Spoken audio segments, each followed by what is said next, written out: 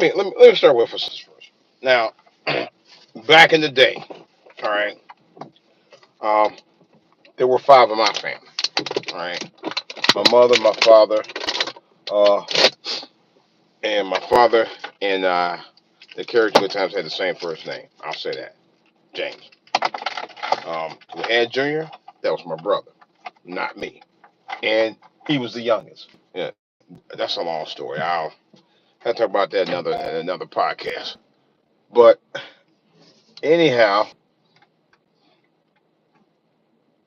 where is she coming out? I gotta talk about that. She come on, what's she doing? Right now, just let that for a minute. What's she doing?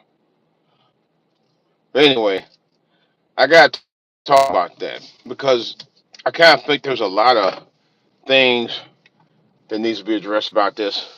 Like I said, now my father was a lot of things, but one thing he was definitely about was integrity. Just like the legendary John Amos, Ed James, the same, the same. Didn't play. I mean, he had to take odd jobs when necessary. My dad did the same thing. You know, he was a no nonsense type of person. My dad was the same way. He even kind of was built like him a little bit. My dad had well, they, you know, it was a lot of similarities. James Evans could have been my father. Real talk. He very well could have been my dad. I mean, I'll definitely say that. No question about that. James Evans could have been my father. Real talk. I'm not even front because it was so similar. I was more like the JJ character. You know, I was James Jr. Um, I was given a different name. Don't ask. You know, I was the oldest of the three kids, just like JJ was. My sister, just like Velma, was the middle child, and my younger brother was the baby, just like Michael. Um, and Florida was kind of like my mother, but my mother wasn't exactly a homemaker. She was a homemaker the first few years that I was born, and then she ended up working as a nurse later on. But anyway, the show Good Times, the original show, was was about life in the ghetto, but it was a strong, bonded family who believe in sticking together and working things out despite uh, the diversity that was going on, the thing that the adversities was going on in their lives. That's what made the show such a great show. Even though it was comedic, it was it had great comedic timing on it, but it has a lot of drama, dramatic liberties as well, which made it such a great show. You know, basically it was a comedy drama. So, but it was a great show nevertheless. You know, I think the show was the same after John Amos was my understanding was forced to leave the series because of differences in the script. That I didn't like. I didn't like when he left. It was not the same show he left. It was just like Florida Evans went from being housewife to single mother. So it basically went to a specific stereotype after John Amos left.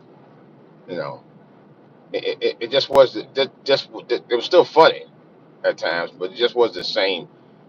I didn't get the same vibes from the show that I got when John Amos was there. I really didn't.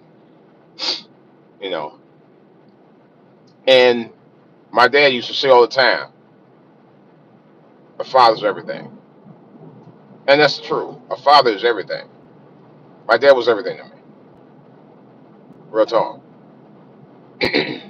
And I felt John Amos was the rock of that show too. The same in the same manner. You know. So when John Amos left, you know, the show just took away the very essence of what the show was about. Family. You know. And when my dad passed away in 2019, it felt the same way. But nevertheless, this is part of the reason why I don't like this new show because this new show actually uh, I don't even like the title. I don't even know why I even titled it Good Times in the first place. It's called Good Times, uh, Black Again. Yeah, that's the exact title of the show. Good Times, Black Again. You gotta be effing kidding me. You even named the show with a kind of slightly stereotypical racial undertone. Black Again, really? See? And I said that and watched the first 5 episodes. Now, the father on this show supposedly is the grandson of James Evans. That's another whole story. I didn't like the show. I watched 5 episodes of that show and I just gave up. I actually fell asleep after probably by halfway through the first episode, and the 4 episodes just played. So I'll be honest with you, I don't know if I'm going to watch the second half of those other 5 shows. I seriously don't know if I'm going to watch them or not, because that's how bad it was. It was that bad. It was trash. And you know it had to be trash if I sleep through 4.5 episodes of the series, which I did. I may rewatch it again to try to really get a better understanding of what they're trying to do. But right now, based on what I saw, it's trash. One of the things I know that makes it trash is the baby boy or the baby played with a lot of street smarts and street sense by Sling Johnson, who I give him credit for, who was notoriously the character of Black Jesus. I love the Black Jesus. I think Black Jesus was a great role for him. I think they didn't revive Black Jesus. Now, Black Jesus is a show I will watch. Now, that's a show I didn't understand for a minute, but then as I started watching it and they started putting in lessons behind it, the scenarios that went down in the show, it became a lot clearer why that show was so good. Boondocks was another show that's similar to Black Jesus, wrote by the same guy, basically. And they put in a lot of life lessons in that too, especially stuff that was going on in the black community with a lot of the Conan and stereotypes and all that, which would make Boondocks stand out for the show that it was, you know. But it's crazy that they would make a show like this, and the character, the baby boy, they made, they wrote in this show. So I don't blame the actors. The actors do what they were paid to do based on a script that they were uh, told to read, or the voiceover actors playing it. I'm not mad at them. I'm not even. I don't blame them at all for any of it, you know.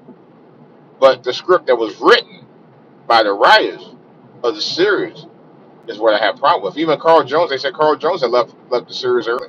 He didn't even he didn't even complete the first season.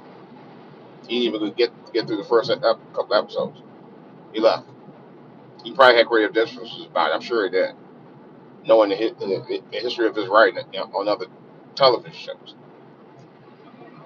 But I myself, like I said, the baby boy character was the one I had the biggest issue with, because they made it, like, oh yeah, he, this doing that, all this crazy stuff, man. He going out there, hanging out in the streets and all that stuff. It was too much, man.